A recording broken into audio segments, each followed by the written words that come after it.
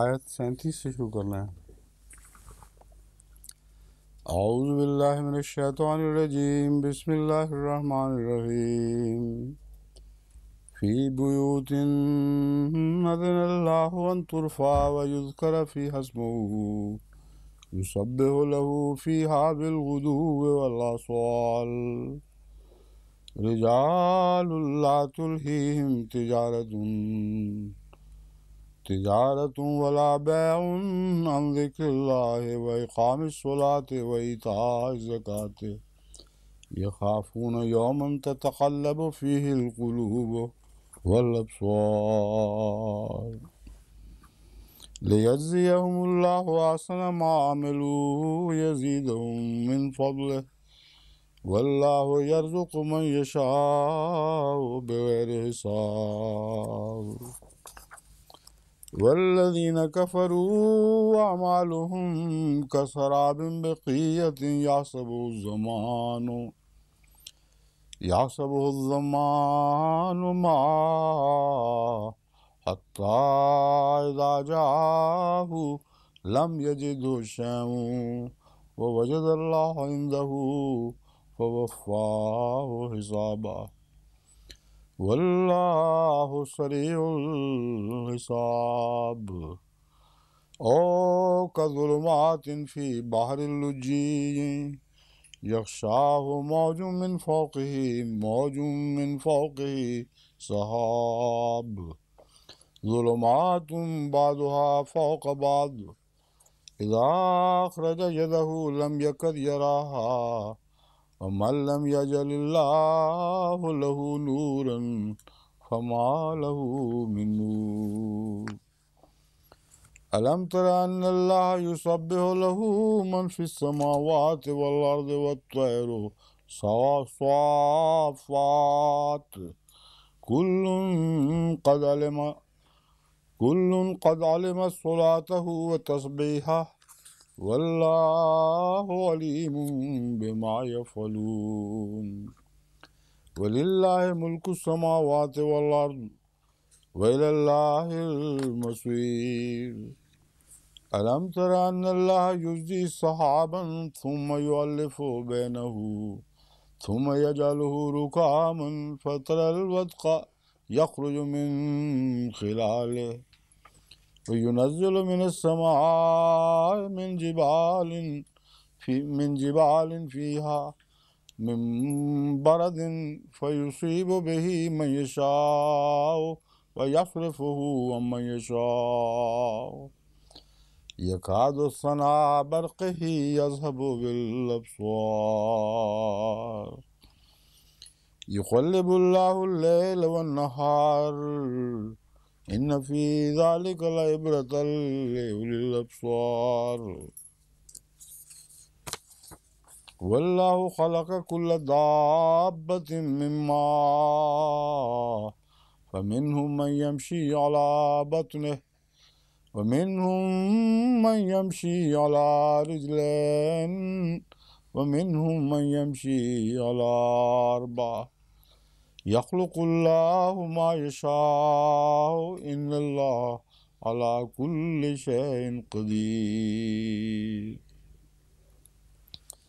لقد أنزلنا آيات مبينات والله يهدي من يشاء إلى صراط مستقيم ويقولون آمنا بالله وبالرسول وأطعنا ثم يتولى فريق منهم من بعد ذلك وما أولئك بالمؤمنين وإذا دعوا إلى الله ورسوله ليحكم بينهم إذا فريق منهم معرضون وإن يكن لهم الحق يأتوا إليه مذعنين أفي قلوبهم مرض أم ارتابوا أم يخافون أن يحيف الله عليهم ورسوله بل أولئك هم الظالمون۔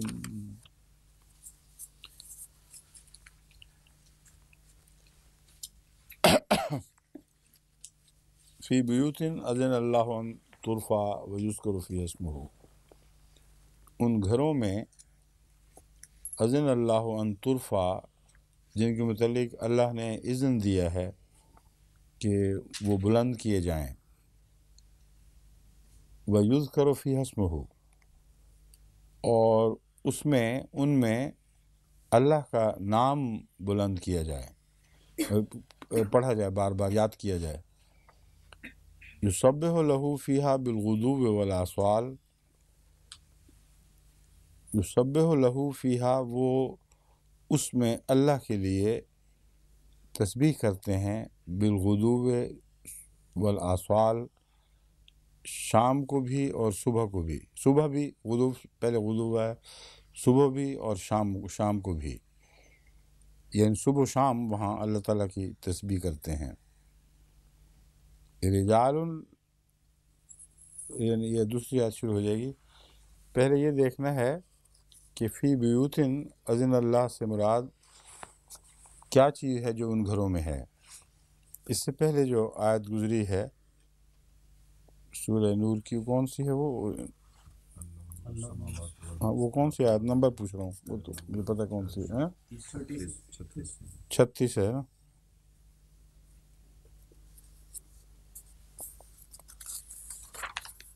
پیچھے پچھلے صفحے پہ تھی، ٹھیک ہے.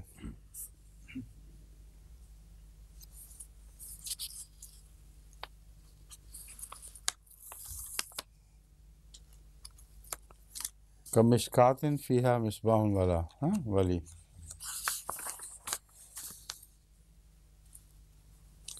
اللہ نور السماوات والارض، اللہ آسمانوں اور زمین کا نور ہے. پہلا ایک جو امکانی طور پر مرجع ہو سکتا ہے ضمیر کا، وہ اللہ جو زمین و آسمان کا نور ہے. اس پہ دیکھیں تو فی بیوتن اذن اللہ ہو، اللہ ان گھروں میں ہے، یہ بات بنتی نہیں. مثل نورہ کمشکات فیہا مصباح، ان کے نور کی مثال ایک ایسے مشکات کی طرح ہے جس میں ایک چراغ ہے. تو طاق مشکات جو ہے گھروں سے وہ مشابہ ہو سکتا ہے. یہ مشکات ان سب گھروں میں ہے جو آن حضرت صلی اللہ علیہ وآلہ وسلم کے غلام تھے، جو آپ کی صحبت میں رہے اور آپ سے فیض یافتہ ہوئے. پھر ان میں سے اگر یہ مانا جائے گا تو پھر یہ ہوگا کہ فیہا مصباح، ان میں سے ہر ایک کے گھر میں ایک چراغ روشن ہے. وہ چراغ شیشے میں ہے، گویا کہ وہ ایک ستارہ ہے. اور پھر دُرِّ تُوخَذُ مِن شَجَرٍ مُبَارَکَةٍ زَیتُونَةٍ لا شرقیۃ ولا غربیہ، یہ سارا مضمون پھر اس پہ صادق آ جائے گا. یکاد زیتھا یضیء ولو لم تمسسہ نار بھی اسی پر صادق آ جائے گا. نور علی نور بھی یہیں صادق آ جائے گا. اس لیے یہ ممکن نہیں ہے، کیونکہ یہ تمام وہ صفات ہیں جو آن حضرت صلی اللہ علیہ وآلہ وسلم کی مثل و نور کے تابع بیان ہوئی ہیں. یہد اللہ لنورہ من یشاء ویضرب اللہ الامثال، اللہ اپنے نور کی طرف ہدایت دیتا ہے جسے چاہتا ہے. یہ جو من ہیں وہ لوگ جن کو نور کی طرف ہدایت دے رہا ہے، میرے نزدیک وہ ہیں جو یہاں مراد ہیں فی بیوتن اذن اللہ ان ترفع، کہ ان گھروں میں ہیں جن کے متعلق اللہ تعالیٰ نے یہ فیصلہ فرمایا ہے کہ ان ترفع، کہ ان گھروں کے مقام مراتب اونچے کیے جائیں. ان گھروں کے مراتب اس لیے اونچے کیے جائیں کہ انہوں نے بھی اس نور سے فیض پا لیا ہے، اور وہ آئندہ دوسرے لوگوں کے لیے نور کا موجب بنیں گے، نور حاصل کرنے کا موجب بنیں گے. تو اللہ جن کو چاہتا ہے اس نور کی طرف ہدایت دیتا ہے. میرے نزدیک یہ آیت اس کی تشریح ہے، اور صحابہ کو پہلے ہدایت دی، اور چونکہ مصباح شجرت مبارکۃ، مصباح میں ایک تعریف یہ بھی فرمائی گئی تھی کہ کانہا کوکب دریہ، الزجاجہ کانہا کوکب دریٌ. تو حضرت صلی اللہ علیہ وآلہ وسلم نے اپنے صحابہ کو ستاروں سے تشبیہ دی ہے، اصحابی کا نجوم میں. تو اس حدیث کی روشنی میں مزید تقویت پاتا ہوں یہ سمجھنے میں کہ یہ جو بیوت ہیں ان میں ان صحابہ کا ذکر ہے جن کو اللہ تعالیٰ نے نور کی طرف ہدایت دی، اور پھر انہوں نے باقی دنیا کو نور کی طرف ہدایت دینی تھی. اور اس حساب سے وہ لوگ ہیں جو اس شیشے کی طرح ہیں جن میں محمد رسول اللہ صلی اللہ علیہ وسلم خدا کے نور کی مثال بن کے چمکے، اور اس پہلو سے وہ دوسروں کی ہدایت کا موجب بنے اور بننا تھا. چونکہ ستارے اونچے ہونے کی وجہ سے اپنا فیض دور دور تک پہنچاتے ہیں، اس لیے جس کا فیض زیادہ پھیلانا مقصود ہو اس کو اونچا کرنا بھی مقصود ہوتا ہے، لازم ہو جایا کرتا ہے. ان گھروں کے مراتب بلند کیے جائیں گے، یہ دور دور سے دکھائی دیں گے. چنانچہ صحابہ کے گھروں سے مراد وہ صحابہ کا رہن سہن اور ان کے خیالات، حالات، ان کی زندگیاں جو آج تک ہمارے لیے مشعل راہ بنی ہوئی ہیں.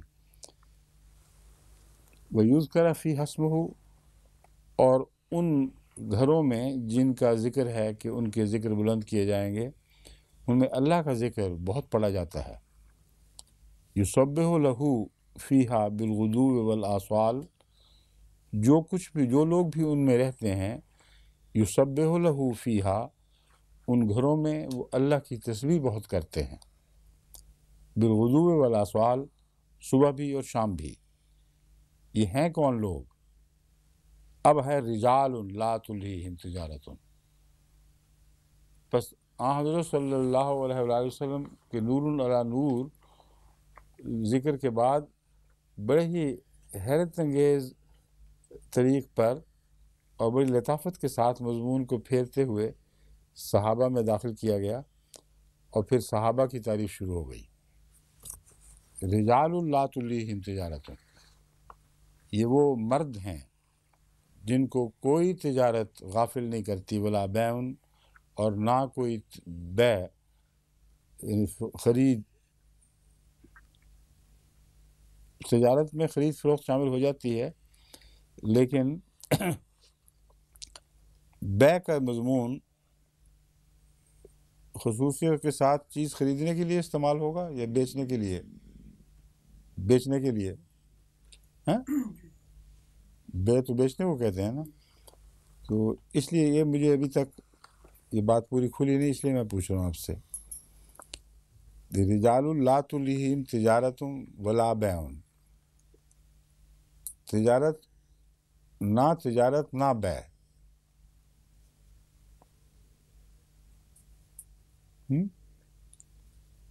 کیا فرق ہے؟ نصیر قمر صاحب ہو سکتا ہے کچھ بیان کریں. ہاں جی. حروف ازداد میں سے ہے اور خرید و فروخت دونوں اس کے ہیں. کیا حروف ازداد، کیا خرید مطلب؟ اور فروخت دونوں اس کے بارے ہیں. بیع جی، اور تجارت. تجارت تو عام فہم ہے، ہاں، عام فہم ہے تجارت، لیکن بیع جو ہے حروف ازداد میں سے ہے. وہ تو ٹھیک، میں سمجھ رہا ہوں بات آپ کی. حروف ازداد سمجھتا ہوں جس میں ایک سے زیادہ معنی پائے جاتے ہیں. حروف حرف نہیں ہے تو اسم ہے، یا اسم بیع اس کو کہتے ہیں انفینیٹیو ناؤن. ایسا نام جس کے اندر ایک مختلف معنی پائے جاتے ہوں اس کو کہتے ہیں انفینیٹیو ناؤن. تو بیع جو ہے وہ آپ کے نزدیک دونوں معنی رکھتی ہے، یہ تو میں سمجھ گیا. لیکن تجارت کے ساتھ جو میں فرق سوچنا چاہتا ہوں، اس میں آپ نے کہا تجارت تو عام ہے، تو بیع عام نہیں ہے. ہاں، جو میں جانتی ہوں نا گرامیٹیکلی وہ یہی ہے کہ بیع جو ہے اس میں خرید اور فروخت دونوں معنی پائے جاتے ہیں. میں تو سوال اور کر رہا ہوں. وہ تو ضمناً بات ہوئی تھی کہ بیع کا معنی بیچنا ہے یا خریدنا ہے، بات یہ ہے لا بیعٌ ولا تجارت ولا بیع، نہ کوئی تجارت نہ کوئی بیع۔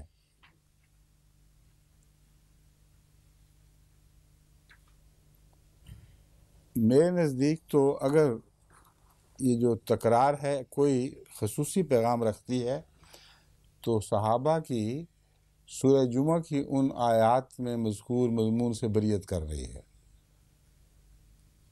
جہاں تجارت اور بیع کا ذکر ملتا ہے، اور یہ سمجھ مفسرین یہ کہتے ہیں کہ نعوذ باللہ من ذالک حضرت صلی اللہ علیہ وآلہ وسلم جمعہ پڑھاتے ہوئے خطبہ دیتے رہ گئے، اور صحابہ نے جب سنا کہ باہر سے تجارت کا قافلہ آ گیا ہے تو وہ اس کی طرف اٹھ دوڑے۔ یہ بہت ہی خطرناک معنی لیا جاتا ہے، اور عجیب بات ہے کہ اکثر مفسرین یہ بیان کرتے ہیں، جو میرے نزدیک سراسر جھوٹ ہے، اور یہ آیت اکیلی اس کو کلیتاً رد کرنے کے لیے کافی ہے، کیونکہ نور کا مضمون اس دن سے شروع ہوا جس دن رسول اللہ صلی اللہ علیہ وسلم کو نبوت عطا ہوئی، اور صحابیت بھی اسی دن سے عطا ہونی شروع ہوئی ہے، اور جو صحابہ کرام ہیں ان کی یہ شان ایک دائمی شان ہے جس میں کوئی بھی وقت کے لحاظ سے تبدیلی ممکن نہیں ہے، اور وہ یہ ہے کہ انہیں نہ کوئی تجارت نہ بیع۔ تجارت سے مراد غالباً جو میں سمجھتا ہوں یہاں فرق وہ یہ ہو سکتا ہے کہ باہر سے آنے والے قافلے جو تجارتوں کے سامان لے کے آتے ہیں، اور وہ انٹرنیشنل حیثیت رکھتی ہے یا وسیع علاقے سے تعلق رکھتی ہے بیع، اس بیع کو تجارت کہیں گے، اور جو روزمرہ کہ سودا بازیاں گھروں میں ہو رہی ہیں یا دکانوں پر بیٹھ کے ہوتی ہیں وہ عموماً بیع کہلا سکتی ہے۔ تو اس پہلو سے نہ کوئی بیرونی تجارت نہ کوئی اندرونی خرید فروخت، یہاں بیع کا معنی پھر جیسا کہ ابا مجیدہ نے بیان کیا ہے خرید فروخت ہوگا، ایک معنی نہیں ہوگا، اور نہ کوئی خرید فروخت ان کے راہ میں اللہ کی یاد میں حائل ہو سکتی ہے، ان کو غافل کر سکتی ہے عن ذکر اللہ کی یاد سے، وہ اقام صلاۃ ہے، اور عام نماز سے بھی غافل نہیں کرتی۔ کوئی آئیے کہ سورہ جمعہ کی نماز ہو اور وہاں سے وہ غافل ہو جائیں۔ وہ ایتاء زکوٰۃ ہے، اور اللہ کی راہ میں خرچ کرنے سے۔ یہ خافون یومن تتقلب فیہ القلوب والابصار، وہ ڈرتے ہیں اس دن سے جس دن دل الٹ پلٹ جائیں گے، دل کے اندر الٹنے کا مضمون ہے، اور تتقلب فی القلوب کا مطلب ہے کہ دل گھبراہٹ سے کروٹیں بدلیں گے، اور بے چینی کے ساتھ وہ الٹتے پلٹتے ہوئے محسوس ہوں گے، والابصار، اور یہی حال آنکھوں کا ہوگا۔ بس اس دن کا خیال رکھنے والے لوگ ایسے ہیں جن کو کوئی لمحہ کوئی منفعت خدا تعالیٰ کے ذکر سے غافل نہیں رکھ سکتی۔ ان گھروں میں محمد رسول اللہ صلی اللہ علیہ وسلم کا نور چمکا ہے۔ لِيَجْزِيَهُمُ اللَّهُ أَحْسَنَ مَا عَمِلُوا، تاکہ اللہ تعالیٰ ان کو جزا دے احسن ما عملوا۔ اس کا ترجمہ ایک یہ کیا گیا ہے جو کچھ وہ کرتے ہیں ان کی بہترین جزا دے۔ میرے نزدیک اس کا یہ ہونا چاہیے احسن ما عملوا، ان کو، تاکہ اللہ تعالیٰ ان کو جزا دے، ان کے اعمال کی وہ جزا دے جو ان کے بہترین اعمال کو ملنی چاہیے، یعنی ان کے ادنیٰ اعمال کو بھی بہترین شمار کرتے ہوئے ان کی بھی بہترین جزا دے۔ وَيَزِيدَهُمْ، ورنہ یہ بنے گا کہ صرف بہترین اعمال کی جزا دے، اس کی زیادہ جزا ہی نہ دے کوئی، حالانکہ ہر عمل کی جزا ملنی چاہیے۔ اگر عام رائج ترجمہ مانا جائے تو یہ ہوگا لِيَجْزِيَهُمُ اللَّهُ أَحْسَنَ مَا عَمِلُوا، جو بہترین عمل کرتے ہیں صرف ان کی جزا ملے ان کو۔ اور دوسرا ہے احسن ما عملوا، کہ جو وہ عمل کرتے ہیں ان سب اعمال کی جزا بہترین ملے، گویا کہ بہترین عمل کے برابر ان کے عام اعمال کی جزا بھی دی جائے۔ وَيَزِيدَهُم مِّن فَضْلِهِ میں یہ مضمون خود بخود کھل جاتا ہے۔ سوال یہ ہے کہ اگر تھوڑے عملوں کی جزا بھی احسن اعمال کے برابر دینی ہے تو پھر انصاف کا مضمون ختم اور احسان کا شروع ہو گیا، اور جب احسان کا شروع ہو گیا تو اتنا ہی نہیں بلکہ اس سے بھی بہت زیادہ۔ تو جب زیادہ ہو گئی تو ہر عمل احسن کے اندر خود بخود داخل ہو جائے گا، کیونکہ ہو نہیں سکتا کہ اعمال کی جزا ان کی اپنی توفیق یا کمائی سے بہت بڑھ کر دی جائے اور وہ پھر بھی چھوٹے اعمال میں شمار ہوں۔ تو احسان کا بڑا ہوا مضمون یہ چھوٹے اعمال اور بڑے اعمال کے فرق کو مٹا دیتا ہے جزا کے اعتبار سے۔ واللہ یرزق من یشاء بغیر حساب، یہاں بھی وہی بات ہے کہ جہاں تک خدا تعالیٰ کے رزق عطا کرنے کا تعلق ہے، جب وہ رزق دیتا ہے پھر حساب نہیں رکھتا کوئی۔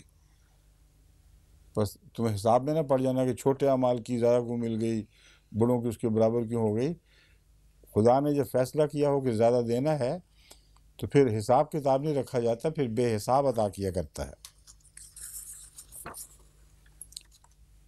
والذین کفروا اعمالہم کسراب بقیۃ یحسبہ الظمآن ماء، اور وہ لوگ جنہوں نے کفر کیا ان کے اعمال ایک سراب کی طرح ہیں، بقیۃ جو ایک چٹیل میدان میں واقع ہو، صحرا مراد ہے بقیۃ، یحسبہ الظمآن ماء،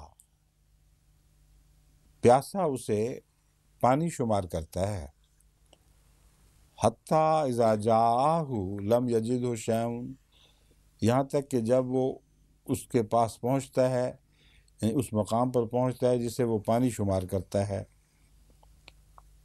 وجد اللہ عندہ، وہاں اللہ کو پاتا ہے، کیا شان، ہاں لم یجدہ شیئا، وہ کچھ بھی وہاں نہیں پاتا سوائے اللہ کے، یعنی مراد سوائے اللہ کا محاورہ اللہ کر کے طور پر تو نہیں استعمال ہوا، مگر معنی یہی ہے اذا جاءہ لم یجدہ شیئا، وہاں کچھ بھی نہیں پاتا۔ کیا پاتا ہے؟ وجد اللہ عندہ، ہاں اللہ کو پاتا ہے،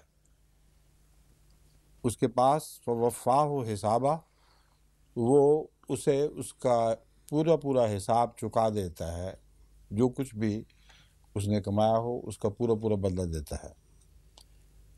یہاں زیادتی کا فرق اور چھوٹے بڑے گناہ کے کو برابر کرنے کا کوئی ذکر نہیں ہے، کیونکہ یہ انصاف کا مضمون ہے، اس سے پہلا احسان کا مضمون تھا۔ واللہ سریع الحساب، اور اللہ تعالیٰ حساب میں بہت تیز ہے۔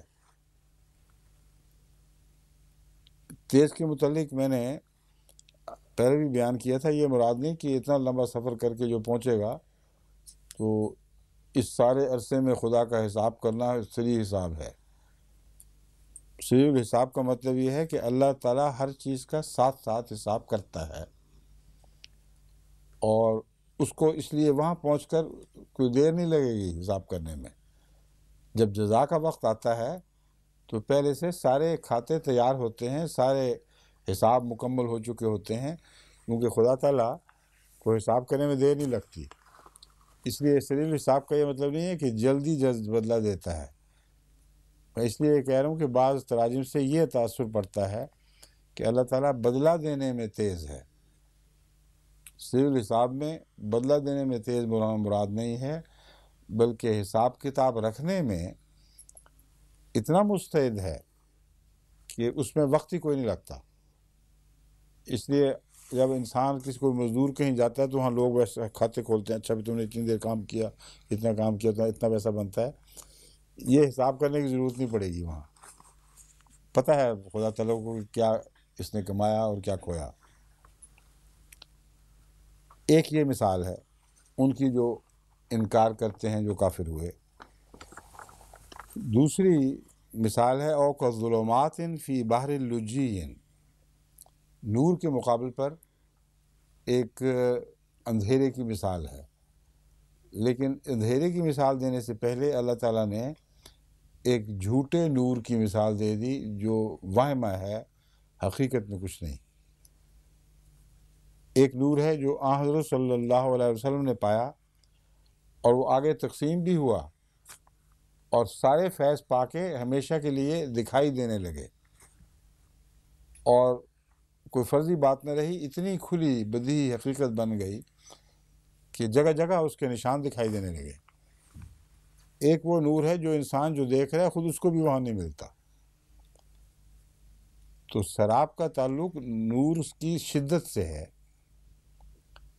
شدت کا نور آنکھوں کو اندھا کر دیا کرتا ہے، اور یہ وہ نور ہے جس کے جو جھوٹا نور، جیسے جھوٹی صبح ہوا کرتی ہے، اس کی مثال دینے کے بعد پھر اندھیروں کی باتیں اب آئیں گی کہ کچھ لوگ تو ہیں جو نور سمجھتے ہیں لیکن نور ہوتا نہیں، اور کچھ ہیں جن کو دکھائی دے ہی کچھ نہیں سکتا، وہ حد سے زیادہ گئے گزرے لوگ ہیں جن کا نور سے کوئی دور کا بھی تعلق قائم نہیں رہتا، نہ وہمے میں نہ حقیقت میں۔ او کا ظلمات فی بحر لجی، یا ان ظلمات کی طرح جو گہرے سمندر میں ہوں، سمندر کے یکشاہ موجن، اس کو موج نے ڈھانپا ہوا ہو، من فوق ہی موجن، اس کے اوپر ایک اور موج ہو، من فوق ہی سحاب، اس کے اوپر بادل ہوں۔ یہاں لجین کیوں فرمایا ہے؟ کیا ضرورت ہے گہرا بتانے کی؟ کیوں جی؟ ایک سائنٹسٹ بیٹھی ہے ہمارے اندر، اس کو کچھ نہ کچھ پتا ہوگا۔ ہاں، روشنی بالکل نہیں جا سکتی کہاں؟ گہرے سمندر میں۔ کتنی دیر میں جا کے ختم ہو جاتی ہے روشنی؟ جہاں تک مجھے یاد ہے قریباً 20 میٹر کے بعد گہرائی میں اندھیرا ہو جاتا ہے۔ اوپر دیکھو تو اوپر کی روشنی، اوپر سے کچھ روشن چیز نظر آئے گی کہ سطح گویا کہ روشن سی ہے، مگر نیچے اس کے بعد کچھ دکھائی نہیں دیتا۔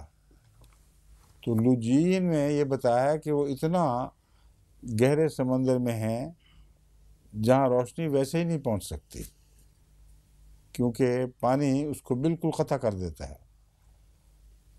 اس لیے وہاں جتنے جانور ہیں، 20 میٹر تو خیر وہ غلط ہے، وہ پریشر کے اعتبار سے ہے، جہاں پریشر ڈبل ہو جاتا ہے آسمانی پریشر، لیکن بہرحال زیادہ لمبا فاصلہ نہیں طے کرنا پڑتا پورے اندھیرے میں جانے کے لیے۔ جب اس اندھیرے میں پہنچ جاتا ہے انسان غوطہ خور، تو وہاں جو جسم یا مچھلیاں وغیرہ روشن دکھائی دیتی ہیں، کیونکہ اللہ تعالیٰ نے پھر ان کو ایک دوسرے کو دیکھنے کے لیے فاسفوریسنٹ مسالے دیے ہوئے ہیں جو اپنی ذات میں چمکتے ہیں جیسے جونوں کی دم چمکتی ہے، تو ان سب کا بھی انتظام کیا ہوا ہے۔ تو یہاں ان آنکھوں والوں کا ذکر ہے جن کو ایک ایسے سمندر نے ڈھانپ لیا ہو جو بے حد مواج ہے، طوفان آیا ہوا ہے، موج پر موج اٹھ رہی ہے۔ ایسی صورت میں یہ جتنے جانور بھی ہیں یہ سارے کناروں سے لگ جاتے ہیں، اور بالکل سمندر کی زندگی جو ہے وہ خاموش ہو جائے گی۔ اس وقت یہ حال کہ موج پر موج اور پھر اوپر بادل اور روشنی ویسے ہی نہیں اتر رہی، اتنی سخت، اتنی ظلمت ہے کہ اگر اپنا ہاتھ بڑھائے وہ دیکھنے والا تو اپنے ہاتھ کو بھی نہ دیکھ سکے۔ اذ اخرجا، پہلے لفظی ترجمہ کریں، او کا ظلمات فی بحر لجین، یا ان اندھیروں کی طرح جو بہت ہی گہرے سمندر میں ہوں، یغشاہ موجن من فوقہ موجن، ان میں ایک ہلچل سی برپا ہو، موج پر موج آ رہی ہو۔ یہ گہرے سمندروں میں اس طرح ہوتا ہے کہ وہاں بھی طوفان آتے ہیں، یا اوپر کے طوفان کی بات نہیں ہو رہی، کیونکہ جو اوپر کا طوفان ہے وہ سمندر کی نچلی سطح پہ اثر انداز نہیں ہوتا، لیکن گہرے سمندروں میں بھی طوفان آتے ہیں، اور وہ طوفان ہمارے ظاہری اوپر کے طوفانوں کی نسبت بہت زیادہ شدید ہوتے ہیں. چنانچہ ان کی وہ جو جس طرح آندھی چلتی ہے نا 100 میل کی رفتار پر، وہاں سمندر کی رو جو طوفان میں چل رہی ہوتی ہے وہ 200-300 میل فی گھنٹہ کی رفتار سے چلتی ہے. قیامت برپا ہو جاتی ہے وہاں، اور اس کے اندر سے پھر ایک لہریں اٹھ رہی ہوتی ہیں. یہ وہ جگہ ہے، یہ وہ وقت ہے جہاں یہ طوفان آ رہے ہوں، اور کوئی سمندری زندگی آپ کو دکھائی نہیں دے گی، سب کناروں سے لگے ہوئے ہوتے ہیں اس وقت. اور وہاں ایک انسان تصور کرے اس اندھیرے میں جو اتنی گہرائی پر ہے جہاں طوفان برپا ہو رہے ہیں، اور اوپر سے نہ کوئی روشنی آ سکتی ہے، اگر آ بھی سکتی تو بادلوں نے ڈھانپا ہوا ہے. اذا جاءہ لم یجدہ شیئن، اذا اخرج یدہ لم یکد یراہا، وہ اپنا ہاتھ یوں نکال کے دیکھنے کی کوشش کرے اس کو کچھ دکھائی نہیں دے گا. وَمَن لَّمْ يَجْعَلِ اللَّهُ لَهُ نُورًا فَمَا لَهُ مِن نور، جس کے لیے اللہ نور نہ بنائے اس کو کوئی نور نصیب نہیں ہو سکتا. الم ترى ان اللہ یسبح لہ من فی السماوات والارض، کیا تو نے نہیں دیکھا کہ یقیناً اللہ تعالیٰ وہ ہے جس کی تسبیح کرتا ہے جو بھی آسمانوں میں ہے اور زمین میں ہے. والطیر صافات، اور پرندے صف بہ صف اس کی تسبیح کر رہے ہوتے ہیں. پرندوں کو صفوں میں اڑتا ہوا دیکھیں تو جو اس وقت موجیں لے رہے ہوتے ہیں، جو خاص ان کا انداز ہے، وہ بتاتا ہے کہ وہ اپنے طرز پر، اپنی زبان، اپنی اس سوچ میں جو خدا نے ان کو عطا کی ہے، وہ اپنے خالق کی تسبیح کر رہے ہیں. کل قد علم صلاتہ و تسبیحہ، اور جہاں تک ان کی تسبیح کا تعلق ہے، اللہ تعالیٰ فرماتا ہے ہر چیز جو ہم نے پیدا کی ہے ان میں سے ہر ایک اپنی عبادت کو بھی سمجھتی ہے اور تسبیح کو بھی. یعنی ہماری مخلوقات کے جتنے بھی فہم کے دائرے ہیں ان کے اندر تسبیح کا ایک انداز ہے جو ان کو عطا کیا گیا ہے. تمہیں وہ سمجھ نہیں آ رہا مگر ان کو سمجھ آ گیا ہے، اور وہ جانتے ہیں کہ ہم نے کس طرح عبادت کرنی ہے اور کس طرح تسبیح کرنی ہے. واللہ علیم بما یفعلون، اور اللہ تعالیٰ جانتا ہے جو وہ کرتے ہیں. اب سوال یہ ہے کہ اگر وہ تسبیح کرتے ہیں تو پھر ان کو جزا کیوں نہیں؟ اگر عبادت کرتے ہیں تو ان کو جزا کیوں نہیں؟ یہ سوال جب اٹھے گا تو پھر اور اونچا چڑھ جائے گا. فرشتے تسبیح کرتے ہیں اور اللہ کی عبادت کرتے ہیں، ان کو جزا کیوں نہیں؟ تو جب وہاں پہنچتے ہیں تو اس کا جواب خود بخود مل جاتا ہے. اس لیے کہ ان کی تسبیح اور ان کی عبادت اپنی مرضی اور اختیار سے نہیں ہے. مرضی ان معنوں میں تو ہے کہ ان کا دل چاہتا ہے بے اختیار، مگر نہ کرنے پر وہ اختیار ہی نہیں ان کو. کل ان میں جو کل کا لفظ ہے یہ جنس کے لحاظ سے بھی ہے، افراد کے لحاظ سے بھی ہے، یہاں تک کہ ایک بھی استثناء نہیں. جو بھی ہے مخلوق وہ کلیتاً ہر جنس کی اور ان کا ہر فرد اللہ تعالیٰ کی تسبیح کر رہا ہے، کیونکہ وہ بنے اس طرز پر ہوئے ہیں کہ ان کے وہ تسبیح کرنی ہی کرنی ہے. اس لیے تسبیح جب چھوڑ سکتے ہی نہیں تو نہ گناہ رہا نہ ثواب. اور فرشتوں کو آپ نے کبھی نہیں سنا ہوگا کہ اللہ تعالیٰ فرشتوں کو جنت میں ڈال رہا ہے، بڑی تم نے تسبیح کیا، اللہ چلے جنت میں چلے جاؤ. لیکن ایک بات یاد رکھنی چاہیے کہ تسبیح خود بھی تو ایک جنت ہے. یہ شعور کہ ایک خدا ہے جو ہر کمزوری سے پاک ہے، یہ شعور اگر گہرا ہو تو وہ جنت بن جاتا ہے. بس یہ کہنا بھی غلط ہے کہ فرشتوں کو اور ان پرندوں کو جن کا ذکر ہے ان کو خدا تعالیٰ جزا نہیں دیتا، کیونکہ دوسری دنیا میں جا کے ہماری جزا یہی ہوگی. جزا ان معنوں میں کہ یہ جو جس مشغلے میں ڈالا ہوا ہے یہ کوئی مشقت نہیں ہے بلکہ ایک لطف کا مشغلہ ہے. اس لیے اس کے متعلق یہ کہنا کہ اس لطف کی جزا دو، یہ تو بالکل لغو بات ہوگی. پہلے اللہ نے احسان فرمایا ہوا ہے، اوپر سے اس احسان کی بھی ہمیں جزا دو کہ تو نے ہم پر کیوں احسان کیا.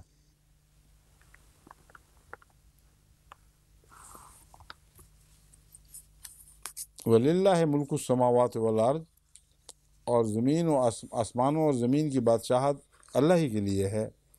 وَإِلَى اللَّهِ الْمَصِيرُ، اور اللہ کی طرف سب کو لوٹ کر جانا ہے.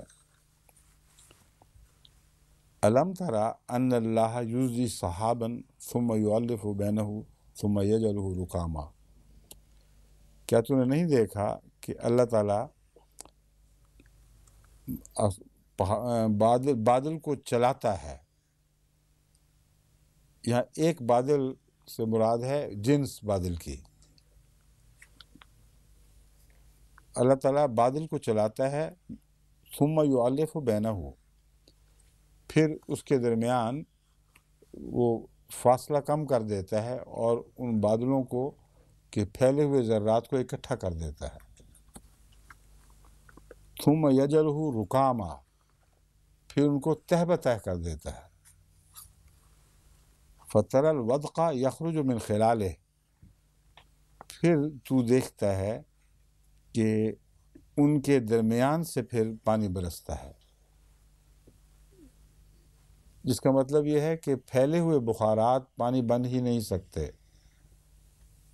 جب تک ان بخارات کو جن کو ہوائیں لے کر اڑتی ہیں ان کو اکٹھا کرنے کا انتظام نہ ہو، اس وقت تک وہ نہیں برس سکتے. اور اکٹھا کرنے کے لیے پہاڑ بنائے گئے ہیں. اگر پہاڑ نہ ہوں تو صحراؤں سے بادل اسی طرح گزر جاتے ہیں، خواہ پانی سے لدے ہوئے ہوں، اور برستے نہیں، سوائے اس کے کہ خدا تعالیٰ وہاں ان کے اکٹھا کرنے کا انتظام کرتا ہے بعض صورتوں میں کہ وہ جب برسنے کے لیے تیار ہو چکے ہوتے ہیں پھر ہوائیں ان کو لے کر وہاں بھی پھیلا دیتی ہیں. ورنہ فی ذات ہی ان صحراؤں، اکثر صحراؤں میں بادلوں کو اکٹھا کرنے کا مقامی انتظام کوئی نہیں ہوتا. تو فرمایا کہ تو دیکھتا نہیں کہ بادلوں یا کیا علم طرح، ہاں کیا تو دیکھتا نہیں کہ اللہ تعالیٰ بادل کو چلاتا ہے، پھر اسے اکٹھا کرتا ہے، پھر تہ بتہ کرتا ہے. تہ بتہ کا پانی کے برسنے سے یہ تعلق ہے کہ جب تک دو مختلف بجلی کی قوتوں کے حامل بادل ایک دوسرے کے قریب آ کر اتنا قریب نہ ہو جائیں کہ ان سے بجلی کی لہریں ایک سے چل کر دوسرے میں پہنچیں، اس وقت تک بادل میں جو بھی بخارات ہیں وہ پانی بن ہی نہیں سکتے. بس یہ جو تہ بتہ کر دیتا ہے یہ بڑا پرحکمت کلام ہے. یہ جب تک سائنس کی باتیں دنیا کو معلوم نہیں تھیں اس وقت تک انسان اس کا سوچ بھی نہیں سکتا تھا. یہ ترتیب خدا تعالیٰ نے بیان فرمائی ہے، یہ ایک ایسی ترتیب ہے جو ایک عالم باخبر کی ترتیب ہے جو جانتا ہے کہ یہ فینومینون کیا ہے. بس بادل تہ بتہ جب ہوتے ہیں تو پھر ان کے بیچ سے بارش برستی ہے، من خلال ہی، ان کے درمیان سے. اس کا مطلب یہ ہے کہ وہ خلال ہی کا مضمون اس بادلوں کے الگ الگ ہونے اور ان کے آپس کے اثر کے کو زیادہ کھول دیتا ہے اور بات واضح کر دیتا ہے. ورنہ سیدھا تر ایک عام آدمی دیکھے، آپ میں سے ہر ایک جس کو یہ سیاست سائنس کا یہ مضمون نہ معلوم ہو، وہ اگر اپنے طور پر بیان کرے تو وہ یہی سمجھے گا کہ بادل آ گئے تو بس برس جانے چاہیے. اور بعض کہتے ہیں یہ خالی بادل، سوکھے بادل ہیں، ان میں پانی نہیں ہے. تو پانی نہیں تو بادل کس چیز کے بنے ہوئے ہیں؟ سارے پانی والے ہوتے ہیں، مگر یہ کہ ابھی وہ اکٹھے نہیں کیے ہوتے، اس لیے دور تک ہمیں وہ پھیلے ہوئے دکھائی دیتے ہیں. ان میں جان کوئی نہیں ہوتی، سائنسدانوں کو پتہ ہوتا ہے. اور پھر تہ بتہ نہیں ہوتے، اس لیے ان میں بجلی کوئی نہیں ہوتی. سائنسدان کہتے ہیں کہ بادل رہے گا سارا دن، دھوپ نہیں ہوگی مگر برسیں گے نہیں. واضح ہفتوں ایسے بادل رہتے ہیں جو برستے نہیں. تو یہ صفات ہیں برسنے والے بادلوں کی جو قرآن کریم نے کھول کر بیان فرمائی۔ پھر کیا ہوتا ہے، وَيُنَزِّلُ مِنَ السَّمَاءِ مِن جِبَالٍ فِيهَا مِن بَرْدٍ۔ يُنَزِّلُ مِنَ السَّمَاءِ آسمان سے اللہ تعالیٰ اتارتا ہے، من جبال فیہا ان پہاڑوں میں سے جو آسمان میں ہیں۔ یہ کون سے پہاڑ ہیں؟ ایک مراد تو یہ ہے کہ وہ جب تہ بتہ ہوں گے تو بادلوں نے ہی پہاڑ بنائے ہوئے ہوتے ہیں، اور جتنے تہ بتہ ہوں گے اتنا ہی زیادہ امکان ہے کہ ان سے اولے برسیں۔ دوسرا مضمون یہ ہے کہ بلندیوں میں جو پہاڑ واقع ہیں، ينزل من السماء بلندیوں سے، من جبال فیہا، فیہا سما کی طرف ضمیر جائے گی، تو ان پہاڑوں سے جو بلندیوں پر واقع ہیں، ان پر جو بادل ہیں ان سے وہ اولے اتارتا ہے، اور فَيُصِيبُ بِهِ مَن يَشَاءُ وَيَصْرِفُهُ عَن مَّن يَشَاءُ۔ تو وہ جو اولے ہیں ان سے جس کو چاہے نقصان پہنچا دیتا ہے، جس کو چاہے نقصان نہیں پہنچاتا۔ اب یہاں من کا لفظ استعمال ہوا ہے، ما نہیں۔ مراد یہ ہے کہ دو قسم کے بادل ہیں، اولے ہیں جو برستے ہیں، ایک پہاڑوں پر جو بلندیوں میں واقع ہیں، ایک بادلوں کے پہاڑوں میں سے جو ہر جگہ ہوتے ہیں، ہر جگہ قائم ہو سکتے ہیں۔ ان سے جب اولے برستے ہیں تو نقصان زندگی کو پہنچتا ہے بعض دفعہ، اور صرف یہ مراد نہیں ہے کہ براہ راست ہٹ کرتے ہیں ان کو تو ان کو نقصان ہو جاتا ہے۔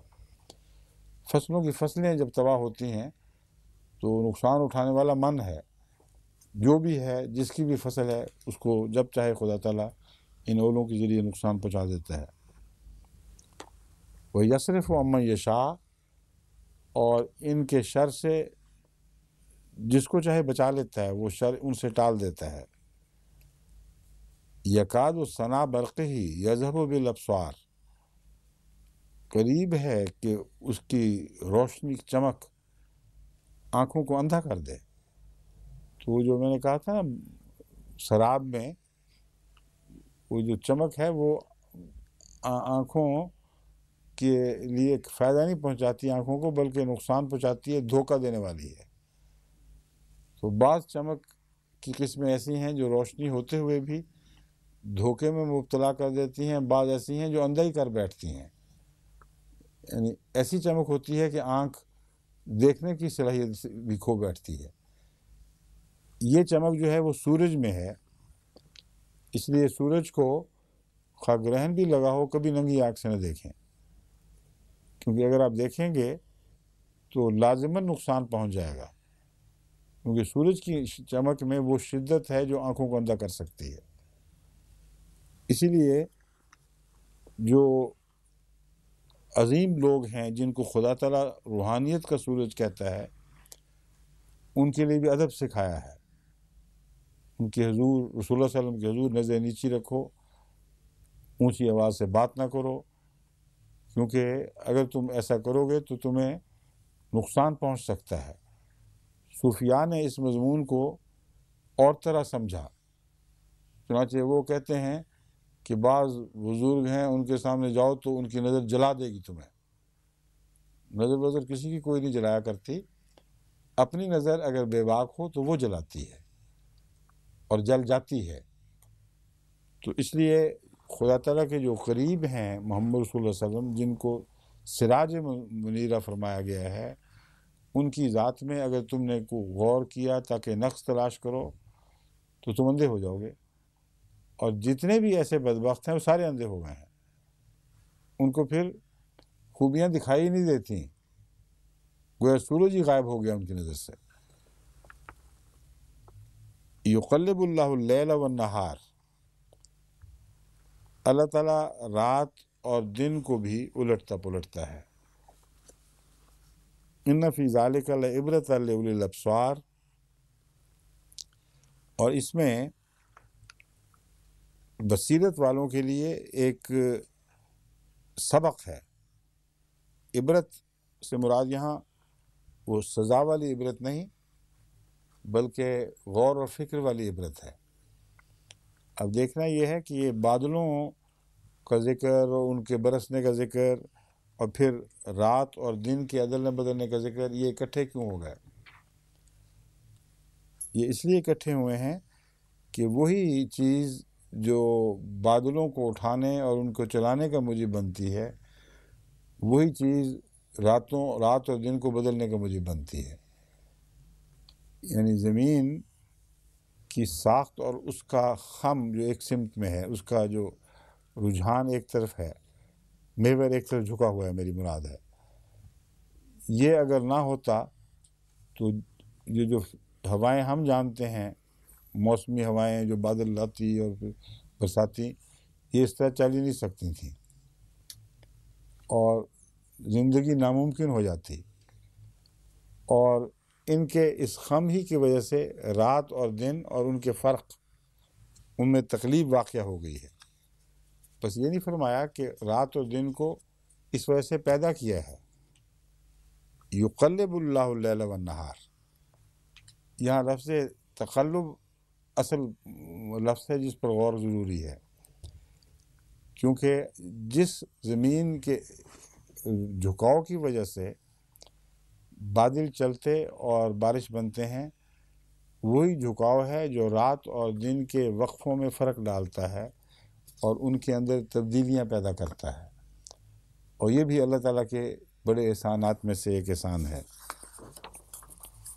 واللہ خلق کل دابۃ من ماء، اور اللہ وہ ہے جس نے ہر جاندار کو پانی ہی سے پیدا فرمایا. فمنہم من یمشی علی بطنہ، پھر ان میں سے وہ ہیں جو اپنے پیٹ کے بل چلتے ہیں. ومنہم من یمشی علی رجلین، اور ان میں سے وہ ہیں جو دو ٹانگوں پر چلتے ہیں. ومنہم من یمشی علی اربع، اور انہی میں سے وہ ہیں جو چار ٹانگوں پر چلتے ہیں.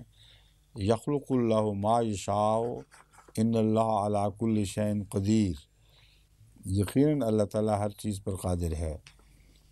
اب یہاں جو قابل غور بات ہے وہ یہ ہے کہ کیا دو اور چار ٹانگوں کے سوا اور کوئی جانور کی قسم نہیں ہے؟ ہزار پایا کیا ہوتا ہے؟ اور اس ایک سے بہت زیادہ ٹانگوں والے یہ جو انسیکٹس ہیں اور کیڑیاں ہیں بعض جن کی بہت ساری ٹانگیں ہوتی ہیں، یہ ساری کیا چیزیں ہیں؟ ان کا ذکر کیوں نہیں؟ دراصل یہ جتنے بھی کیڑے مکوڑے جو زیادہ ٹانگوں والے ہیں وہ بطن پر چلنے والوں کی فہرست میں داخل ہیں. یہ دراصل بطن ہی ہے جس پر وہ چلنا جانور نے سیکھا ہے. سب سے پہلی قسم جو چلنے کی دکھائی دیتی ہے وہ بطن والوں کی اپنے آپ کو اکٹھا کر کے سرکنے سے ان کے اندر حرکت پیدا ہوتی ہے. اور یہی بطن والے ہیں جن کے اندر پھر چھوٹی چھوٹی ٹانگیں اگنے لگتی ہیں اور انہی سے آگے پھر انسیکٹ پیدا ہوتے ہیں.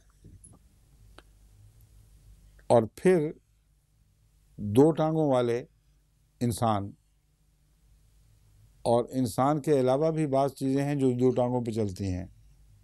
یہ یاد ہے کسی کو؟ کیا؟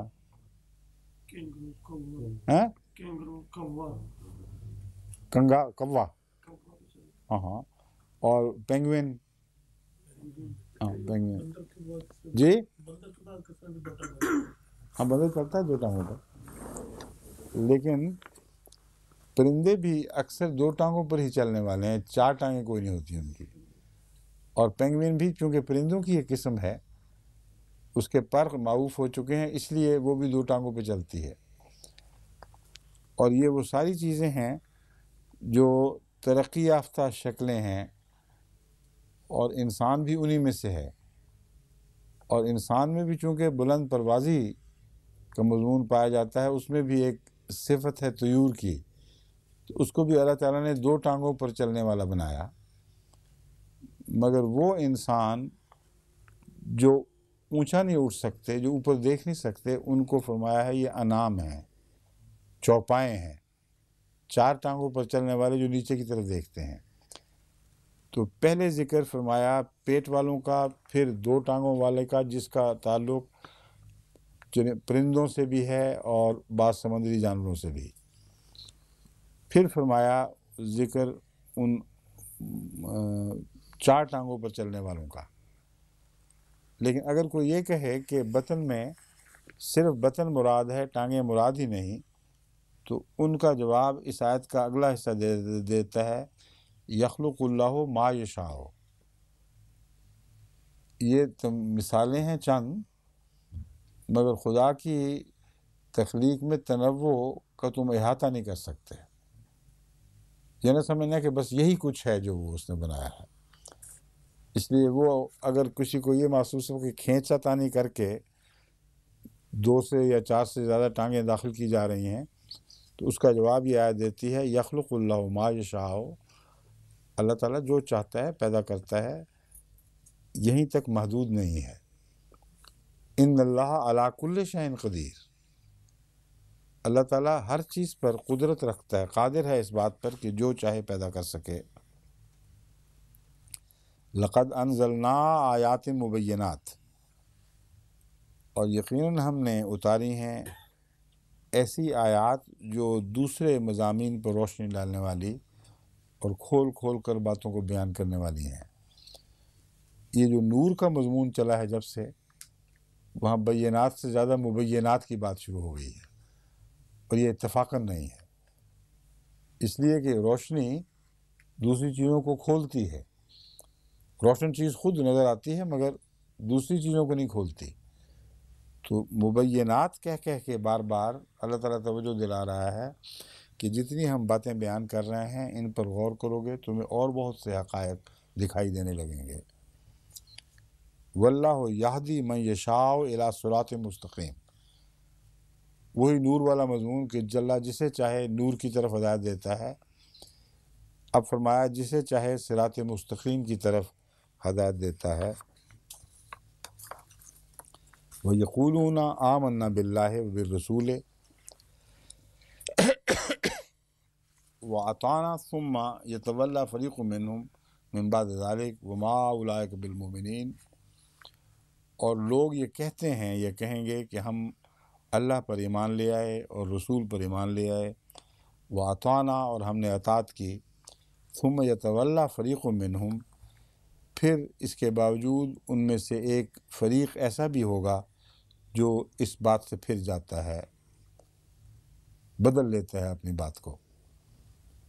من بعد ذالک، یہ واقعہ ہو جانے کے بعد کہ وہ ایمان لے آیا، اطاعت بھی کی، لیکن پھر وہ بدل گیا، یعنی پہلے دعوے کو جھوٹا قرار نہیں دیا بلکہ اس کو درست تسلیم کرنے کے باوجود ایسے لوگ ہوتے ہیں جو پھر بھی واپس مڑ جاتے ہیں۔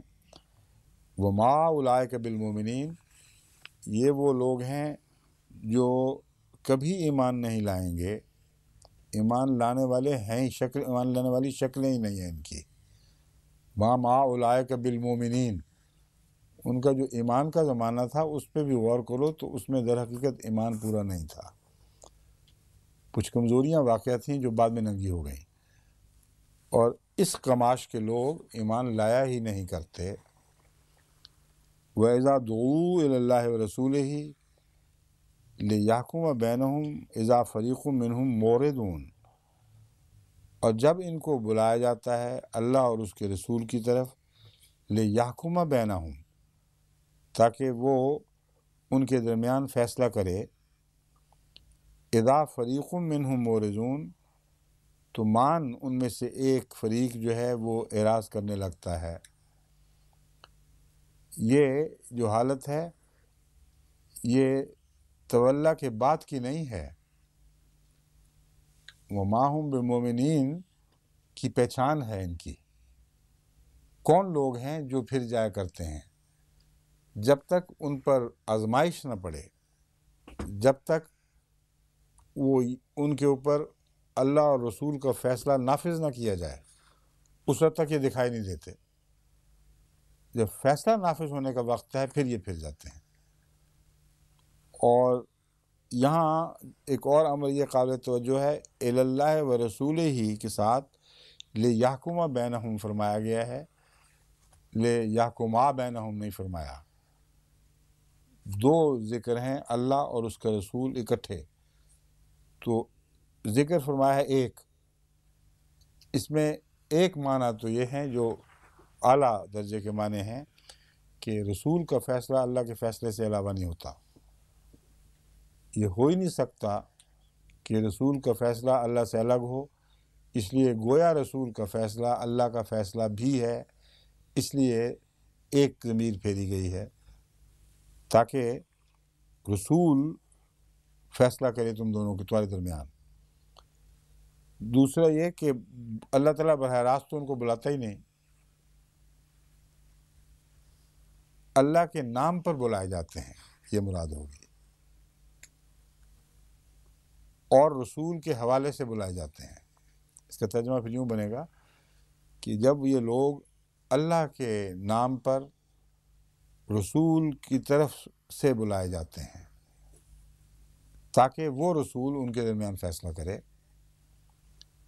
اذا فریق منہم معرضون، پھر یہ ذرا آئیں بائیں شائیں کرتے ہیں، پھر بھاگتے ہیں. چنانچہ ہم نے جماعت احمدیہ کے تعلق میں ہمیشہ یہ دیکھا ہے، وہی لوگ ٹھوکر کھاتے اور بے ایمان ہوتے ہیں کہ جب ان پر قضائی فیصلے چلتے ہیں اور پھر وہ بھاگتے ہیں.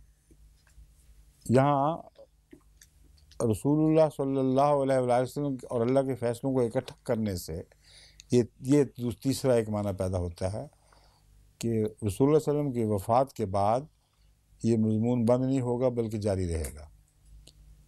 اس لیے اللہ اور رسول کے نام پر جب نظام دین ان لوگوں کو بلائے گا تو جیسی حرکتیں وہ اس وقت کیا کرتے تھے ویسی آئندہ بھی کریں گے، اور اس وقت تک بڑے اچھے مومن. جب فیصلے کی بات کی جائے گی تو پھر یہ بھاگیں گے اور کنی کترائیں گے فیصلہ کروانے سے بھی. فیصلے کے بعد انکار تو بہت بڑی بات ہے، یہاں یہ ہے کہ بلائے جاتے ہیں تو اعراض کرتے ہیں. چنانچہ ہم نے دیکھا ہے کہ کئی دفعہ کہا جائے کہ دیکھو نظام جماعت موجود ہے، تم اس سے فیصلہ لے لو، تو دوڑتے ہیں باہر کی دنیا کی طرف. کس لیے دوڑتے ہیں؟ اس لیے کہ جانتے ہیں کہ دین سے جو فیصلہ ہوگا وہ ان کے حق میں نہیں ہو سکتا. ایک یہ وجہ ہے، کئی وجوہات ہیں مگر ایک یہ وجہ ہے، اور وہ ملکی قانون کے نقطہ نگاہ سے وجہ بنتی ہے. اب یہاں بیویوں کو خامدوں کی وفات کے بعد نصف مل جاتا ہے. اب ایسی عورت جس کا خامد فوت ہو جائے اس پر مطالبے ہوں کہ ہمیں دو جائیداد کے وہ حصے جو قرآن نے مقرر فرمائے ہیں، تو وہ یہ بہانہ بنائے کہ یہاں کے قانون نے مجھے دلوایا ہے آدھا، میں تو آدھا لوں گی. تو اس وقت وہ اعراض کرتے ہیں اسلامی کورٹ سے، یعنی جو حقیقت میں اسلام کی طرف سے فیصلہ دینے والی ہے، اور گھبراتے ہیں کہ ہم اس مصیبت میں کیا مبتلا ہو جائیں. اسی طرح جھگڑوں میں جب بھی یہ دیکھیں کہ وہاں سے فائدہ ہے تو وہاں جاتے ہیں، جب یہ دیکھیں کہ یہاں سے فائدہ ہے تو یہاں آتے ہیں. یعنی دین سے فیصلہ اسی وقت لیتے ہیں جب ان کو خیال ہو کہ دین ان کے حق میں فیصلہ دلوائے گا. تو اعراض کرتے ہیں جب قطعی طور پر بلایا جائے کہ دیکھو فیصلے یہاں سے لو، باہر نہیں جانا. یہ وہ لوگ ہیں جن کی اللہ تعالیٰ فرماتا ہے کہ یہ دراصل بے ایمان ہی ہیں، ایمان لانے والے لوگ ہیں ہی نہیں. وَإِن يَكُن لَهُمُ الْحَقُّ، یہ وہی بات کھل گئی. اور جب حق ان کی طرف ان کو نظر آئے کہ اب یہ ہمارا حق ہے، تو وفاداری کے دم بھرتے ہوئے، فرمانبرداری کے دم بھرتے ہوئے دوڑتے ہیں تیری طرف. یا رسول اللہ ہم تو آپ سے فیصلہ لیں گے. بڑے اونچی اونچی ہو، ہم نے اور کسی طرف نہیں جانا، آپ فیصلہ کریں. کیونکہ پتہ ہے کہ عدالت میں جائیں گے تو وہ فیصلہ ان کے حق میں نہیں ہوگا، دوسری عدالت میں. تو اسلام نے ایک رحمت خاص رکھی ہوئی ہے، اس سے فائدہ اٹھانے کے لیے پھر قسمیں کھاتے ہوئے دوڑتے ہیں کہ ہم تو بڑے فرمانبردار ہیں. افی قلوبہم مرض ام ارتابوا ان یخافون ان یحیف اللہ علیہم ورسولہ. یہ جو ساری صورتیں ہیں اس کی وجوہات یہ ہو سکتی ہیں. افی قلوبہم مرض، کیا ان کے دل میں مرض ہے، بیمار لوگ ہیں جو یہاں آ کے پکڑے گئے. ام ارتابوا، یا دین کے بارے میں شک ہی میں رہے ہیں ہمیشہ سے، کبھی بھی ان کا ایمان نہیں آیا ہوا. یا یخافون ان یحیف اللہ علیہم ورسولہ، یہ پاگلوں والی بات ہے. اگر یہ دو باتیں نہیں ہیں تو پھر یہ تم کہتے ہو کہ تمہیں اللہ اور رسول سے ظلم کا خطرہ ہے. یحیف اللہ، اللہ ان سے سلوک کرے گا ظلم کا سلوک. بل اولئک هم الظالمون، جو یہ کہتے ہیں، یہ طرز عمل اختیار کرتے ہیں، یہی ہیں جو ظالم لوگ ہیں. اب وقت ختم ہو گیا یہاں کا کلاس کا. ہاں